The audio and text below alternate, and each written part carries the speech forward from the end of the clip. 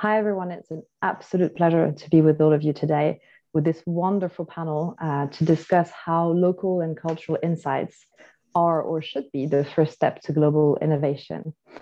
Um, I am very pleased to be here today alongside Amy. Amy Steinmetz is the managing director of The Otherly.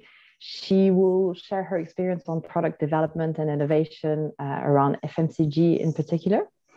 Alongside her, we also have Jan. Jan is Global Patient Strategy Lead at Sanofi, and he will be sharing his experience around how cultural intelligence or the understanding of people and context is key to global innovations in health and across the board. And last but not least, we also have Miriam Faber, who is the UK head of marketing at Meta, who will be sharing her take on understanding subcultures in a domestic environment. Hi, good afternoon to the three of you. Hello, thanks for having us. Hello. Pleasure. It's great to have you. Thank you for accepting the invitation. So I wanted to kick off the session quickly with some interesting data here from a Twitter study from 2019 that really showcases the importance of culture in the process making of purchase decision in particular, but consumer behavior as well. And it's interesting to see that a quarter or 25% of that decision is actually quite a large number when you consider all of the other factors that may drive that decision. And that includes price points, for example, product benefits and convenience, need versus necessity, also reputation, looking at brand familiarity or consumer reviews, for example, as well as things that relate more to emotions like purpose or even CSR within the brand or the company environment, really. But one might think, is culture not actually a really big element of decision when it comes to this emotional connection with the brand in general anyway? So with that in mind, I thought it was interesting to just consider time and temporality as a factor in this process, because if you think of innovation, really, you can break it down into these three stages. The first one being research and creation with the due diligence element, moving on to go to market and the launch, and then looking more at longevity and the success in the long run. And so we can ask ourselves, so when does culture and innovation come into play? Well, actually, they do throughout the process, really. If we think about why culture has a place throughout, we can think firstly of relevance, obviously super important when you're sort of looking and researching into the product or your innovation, whatever that may be. But also when you go to market, will this respond to the cultural codes, the needs from the customers? Then thinking of competition as well, how do you stand out from the competition? Well, perhaps by anchoring your innovation and your brand into culture is one element and one way of doing it and really being strong. And then, of course, evolution is super important. As I was mentioning, it is not just at one point of the process, because typically cultures, just like innovation, evolve all the time. And it is about keeping abreast of all these changes and what that means to the company, really. Today, we're going to focus quite a bit on the initial part and looking at how really culture is the starting point or should be the starting point, because it's often the most overseen part of the process. But obviously, we will also consider throughout, this timeline that we have, why it's also important to long-term success, which, innovation is also all about. So I'll be handing over now to our speakers, if you don't mind, and I'll stop sharing. So thank you so much again for all making it today. And perhaps to get kicked off, would you like to all introduce yourselves and give us a bit of background on what culture means to you, and also how this impacts your day-to-day? Thanks, Melanie. I can start. So good morning, good afternoon, depending on where you are. I'm Amy Steinmetz. I'm the managing director for The Otherly. So we're a innovation and branding agency based in the UK and Switzerland.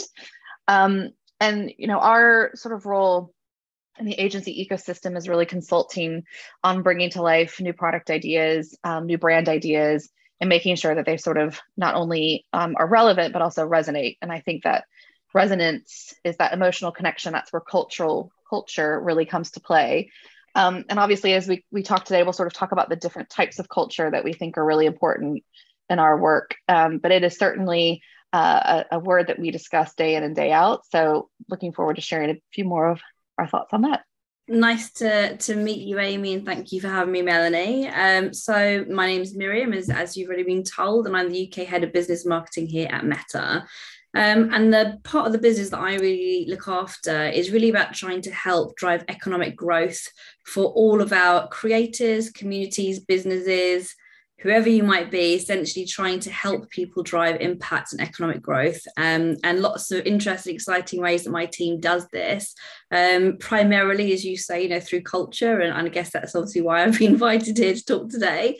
After, I guess for me, culture really means kind of, where those really interesting, fun things happen, and it really is for me about trying to understand community. So culture is where interesting things happen in different communities, different styles, tastes, foods, designs, insights, history, but it's really based around community and people. And that's honestly what the biggest part of my role is trying to understand those communities and understand the nuance of those communities and how best to reach people, and then what they need to unlock economic impact. Lovely, thank you, Miriam. Jan, what about you? My name is Liska, and I'm working today as a Global Patient Strategy Lead at Sanofi General Medicines. I'm specifically focusing in my job on digital healthcare, which means how we can help people living with chronic condition beyond the medication on actually taking better care of themselves on a daily basis. Understanding culture, understanding people's lives, understanding who they are, where they are coming from, what they believe in, and what they aspire to is actually absolutely critical for us to drive the right healthcare intervention to them and make sure they reach the health outcome which are helpful to them. Thank you, Jan. That's super, super interesting. Yeah, there's an element of intimacy, right? And understanding people in a more personal way because you understand their background. Great. So can we do perhaps the same exercise with innovation, and for all three of you to share, what innovation means to you in your space and how you've seen it evolve in the last decades, perhaps? Yeah, I can kick that off as well. I mean, innovation, I like to keep things simple. And in our world, innovation is essentially new products, new services, new ways of doing things. And that might be something quite functional that meets a need. It might be something quite desirable that meets a pleasure point for people around the world. But it is sort of developing that newness. And I was thinking a lot about, what has changed over the last sort of 10 years. And maybe this is a bit contrary, but I don't think much has. I think our role as innovators is constantly developing what those ideas are against the cultural shifts that are happening, against what's happening in the sort of cultural currents of the world. And so the process or the way that we innovate really shouldn't have changed over the last sort of 10 years. It's really interesting when you think about even over the last 2 years, I think we as humans think that our world has dramatically changed with the pandemic. And in some ways, there have been some things that have. But we as humans, typically, these cultural shifts that happen in our world, the way we're living our lives, the way, our belief systems and our values, they last 7 to 10 years. And so, what's actually happened over the last couple of years, you might have some slight behaviors that have changed. We're all sitting potentially at home versus in an office. We might be having food delivered more often. But at a big cultural perspective, I haven't seen the way that we do our jobs change that much over the last 10 years. What I have seen is that this cultural piece is even more and more important. And it's not just culture at a local level, but it's, what Miriam was talking about in terms of communities. So it's not just, culture in a geographical sense, but it's also cultural in a belief or a sort of tribal sense of things that you relate to or you buy into. And with the invention of communities like Reddit, where I spend probably way too much time, you're connecting with like-minded individuals on things that, you would never, I do follow a makeup trend or thread. So back in Jan's old world, and you're meeting people that have different cultural background when it comes to a different product, but you're still connecting on that subject level. So to me, I maybe this is a bit big to say, but I don't think that much has changed. It's just a matter of us always have to constantly finding those little changes and adapting to those. Great, thank you. I guess, Miriam, you might have a different take on this, being in tech, right? I'm smiling. I was going to say, gosh, when you put innovation and technology together, it's probably the beating heart of what we do. But I don't disagree with what you said, Amy, in terms of, for me, if you take a simplified definition of what does that word mean, it's the practical implementation of change. So for me, innovation, it's not the end product. When you say, oh, that's a really innovative thing, it's the process or potentially the implementation that it took together. And I didn't plan to have a prop, but this happens to be on my desk. And it's actually a carton of water, right? Instead of a plastic bottle. So you say that's innovative because actually the process to make this is because it's more sustainable, it reduces your carbon footprint, it's got a screw-on cap, so it's more than a single-use plastic bottle. That's innovative, right? The process to get there.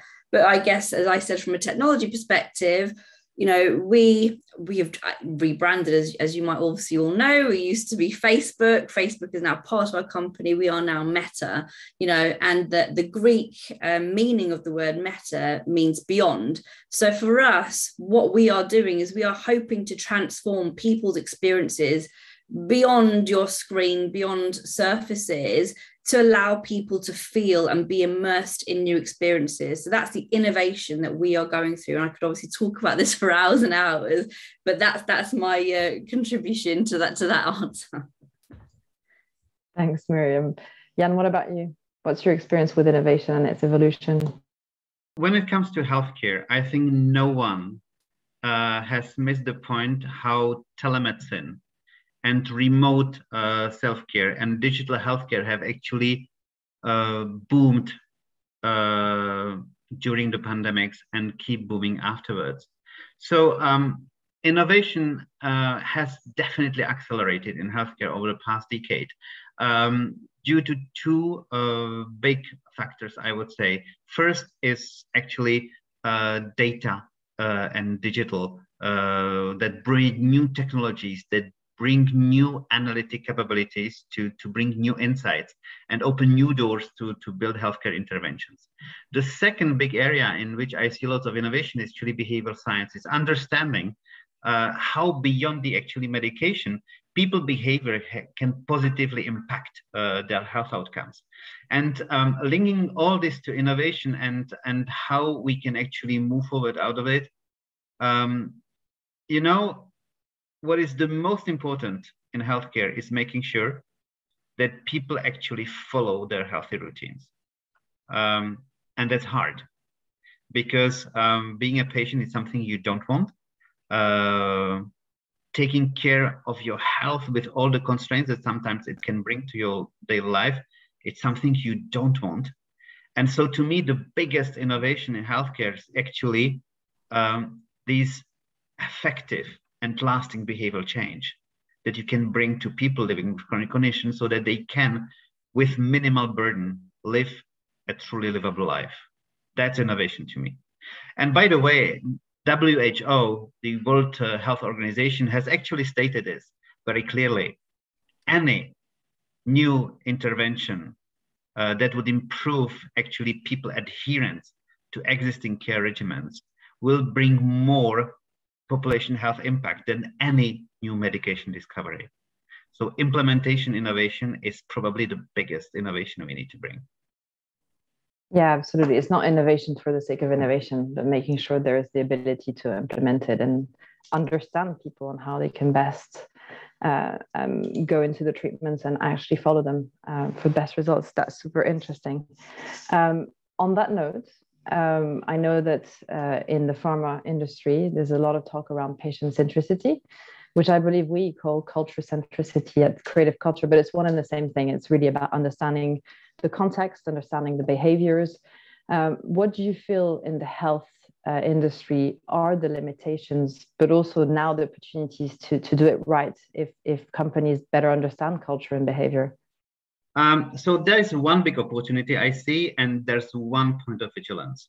The big opportunity is that currently healthcare industry is opening towards other sources of data, other sources of insights than the purely medical information. There is something which is called social determinants of health, which is basically a framework that gives you an idea what are actually the factors which are accountable for your health.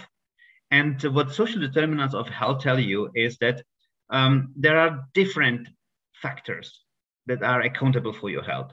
There's your genetics, unsurprisingly. There is the medical determinants, the medications you take, the quality of your diagnosis, the quality of the medical system itself. There is the social demographic data. I mean, in the US, it's unsurprisingly already very well known that the zip code sometimes is a good predictor of your health, because it's a different kind of situation for you if you live in a very clean nature versus a very stressful city. And last but not least, there is also what we call the individual behavior, social determinants of health, which are components of culture, of your motivations, of your state.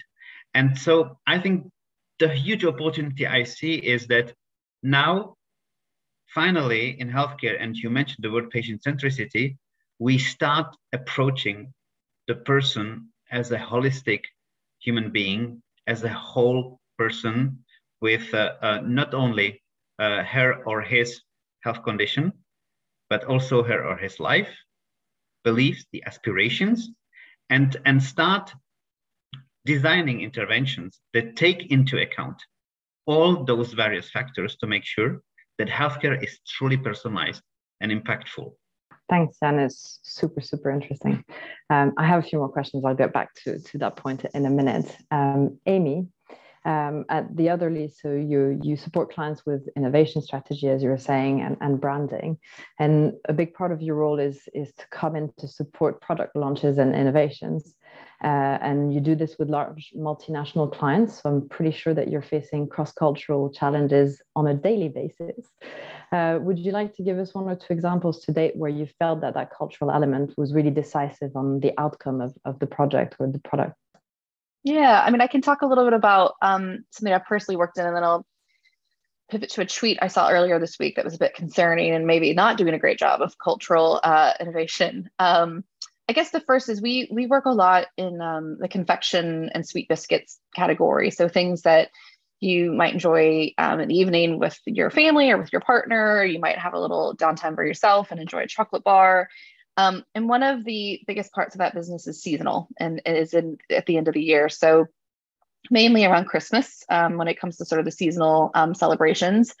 And you can imagine that all of us have come from various backgrounds, from various parts of the world, and we all have very different traditions when it comes to celebrating those sort of events in our life. In fact, it happens at different times in different countries, whether you get together on the 23rd, 24th, 25th, 27th. What does that lead up look like in the sort of 3 to 4 weeks? What are the traditions? I grew up in the States, but I grew up in a German heritage household. So we celebrated December 6th with the stocking outside of our door. So in order for us to sort of innovate and make sure that we've got products that are not only great tasting, obviously, but really actually represent the sort of emotion and capture the emotion of that season, we've got to understand the rituals. And, of course, you've got people who are on the teams that are representing all of these cultures, but it's really important that we're getting the broad scope. So we absolutely have to understand, what does that holiday season look like in Germany versus the Czech Republic versus Poland versus Italy, and making sure that we're sort of developing a product mix that is appropriate for that. I'll kind of pivot to another example that kind of had me pausing this week, was I saw a tweet from a brand that was talking about a whiskey designed for women. And I come from Kentucky, which is home of bourbon. I've been drinking bourbon since I was legally allowed to. And I think, it's probably, I worked in whiskey for years as well. There are a lot of women who are scared to enter the category. There are also a lot of women who are just happy to know how to make their own whiskey cocktail. And I think this is really something we're sort of understanding where that message is going to land. So if I think about, trying to attract women to whiskey in places where whiskey is made. So if you think about Kentucky or Tennessee, if you think about Scotland, if you think about Canada or Ireland, that's going to be a different culture of understanding that sort of spirit than it might be in a place that doesn't naturally have whiskey made, like Australia or South Africa. So there are these sort of lenses where you could have a great idea, but you have to understand the context of the humans there to understand how to communicate that idea, or you might kind of upset someone like me.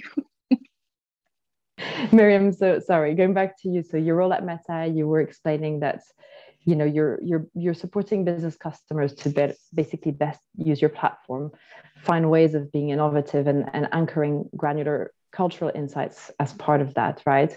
And you make them understand the community, the subgroups, and keep them relevant basically for those audiences, and learn to teach them to learn how to know more about those audiences. Can you tell us a bit more about that? Yeah, sure. I mean, I think, we work in the business of advertising. Mark famously said during one of his recent speeches, we sell ads, and that's kind of, obviously what we do to ensure that people have a free and accessible platform across all our services. So to do that, essentially what we're doing is ensuring that everybody we work with, whether that you're spending $1, $1 million, $10 million on our platforms, you truly understand the people that you want to reach.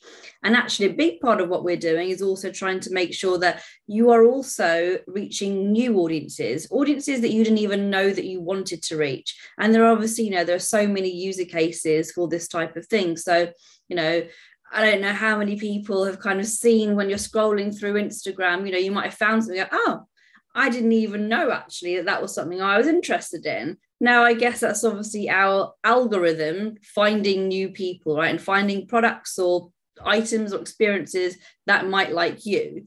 But to do that, what we've really had to do is really understand individuals and humans and clusters of people, right? Obviously, we don't know what every single part of every single personality, and, a lot of the information, all the information we get is really about things that you've opted into.